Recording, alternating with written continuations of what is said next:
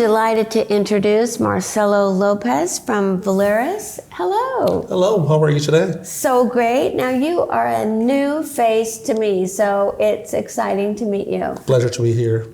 Yeah, but you are not a newcomer to Breakbulk. No, ma'am. No, I'm not. So I've been to Breakbulk many years and as an attendant, and always taking the chance and to view what's new and understand the new providers as well. And there is always a new company to support the endeavor that we go through in the oil and gas business.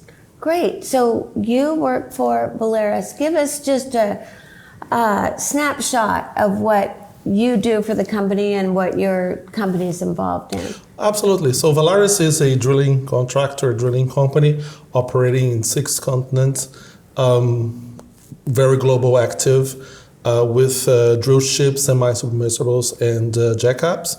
And my role in the company is to handle the global logistics and trade compliance.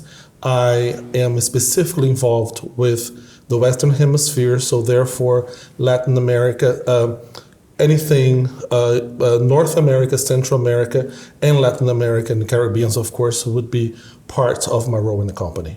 Wow, you cover a lot of territory.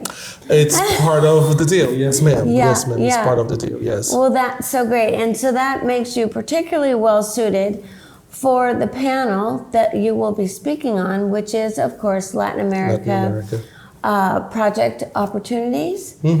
So tell us, how would you measure or gauge project potential throughout Latin America? Right. So, of course, specifically Latin America, right? Let's go a little bit up. Let's go Central America a little bit. Of course, there are options. There are great projects going on in Trinidad and Tobago. That should also be mentioned as great opportunity in 2024. I think is going to be great, considering all the new developments that we're all discussing for the Caribbean. Okay, and of course we have the Guyana area as well, and going down to Brazil. Of course, we have Brazil, Argentina, Colombia. They're all prospective areas in the Latin America countries that will bring great opportunities for the breakbulk industry. Oh, that's wonderful. So let me ask you this. As we look at sort of the energy transition, perhaps to a degree away from fossil fuels, do you see that impacting the oil and gas sector, and what might that timeline look like?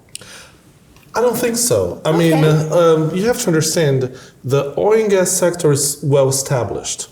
Okay, it is an industry it's not going to go anywhere. We all depend on it, and it's not going to go anywhere anytime soon. Do we have options for other renewable energies? Absolutely. If you look green energy in Brazil, great options. It's the number one. And as we evolve, every technology will also evolve. But that doesn't mean one will overrule the other. I think for instance, if you get the amount of cars running in Brazil with the flex technology, right? Which you have cars running in Brazil with ethanol, gas, and gasoline. So I'm talking the tank of gas in the car, also ethanol with gasoline. So 3 options. It is already a reality. It's just a matter of adjusting this reality to also support other countries globally. It's not going to be just in Latin America, it's going to be globally. So the concept of renewables, it will happen, of course, but it's not going to be just a green option. I frankly believe it's going to be a combination of options. So fossil fuel, it's not going to go anywhere anytime soon. Okay, all right. Well, that's good news for our industry, Absolutely. right? I think so. I think so. You know, coexisting is also relates to the industries, right? So it's just a matter of the countries will learn how to adjust to the best energy that suits them better. So if you see what Trinidad and Tobago is doing, they are going green a big time. So does Brazil. Brazil has all the options. And